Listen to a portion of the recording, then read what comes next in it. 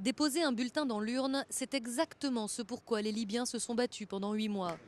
Abdelrahim Al-Kib a été élu lundi soir Premier ministre par les membres du Conseil national de transition libyen.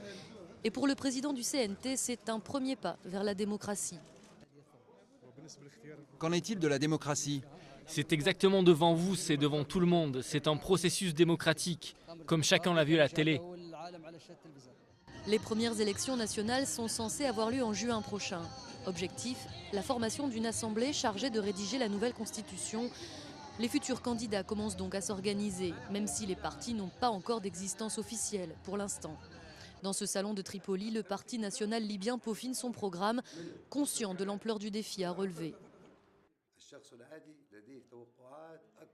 Les gens simples ont de fortes attentes, plus que ce que nous pouvons faire. On ne peut pas abandonner les Libyens, donc c'est une grande responsabilité, plus grande que prévu.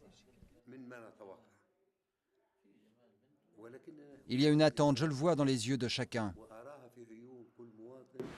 Les Libyens découvrent la liberté d'expression après 42 ans de dictature, mais ils ne savent pas ce que le futur leur réserve.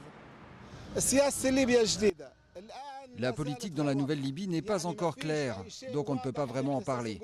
Mais l'objectif qu'on s'est fixé, c'est que la Libye devienne un pays démocratique.